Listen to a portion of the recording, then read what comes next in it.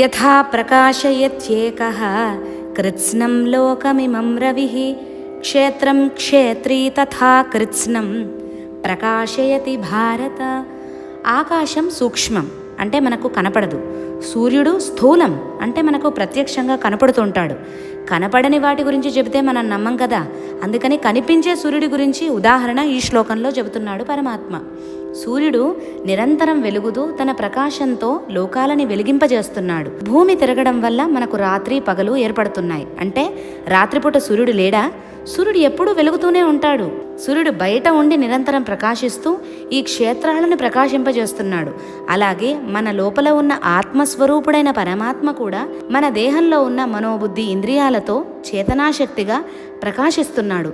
ఎలాగైతే సూర్యుడు గంగాజలంలోనూ, మురికి నీటిలోనూ, పవిత్ర స్థలాలలోనూ, అపవిత్ర స్థలాలలోనూ సమానంగా తన వెలుగుని ప్రసరింపజేస్తూ ఉన్నా కూడా దేనికి అంటకుండా ఉంటాడో, అలాగే పరమాత్మ ఆత్మస్వరూపుడుగా అందరి శరీరాలలో ఉంటాడు.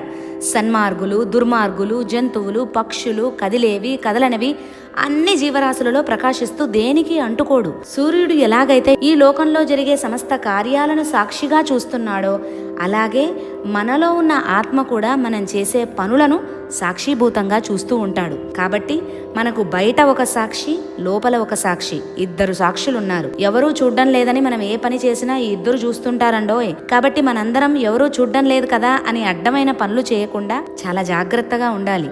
అందుకే సూర్యుడిని లోకసాక్షి అని, ఆత్మను మనస్సాక్షి అని అంటారు.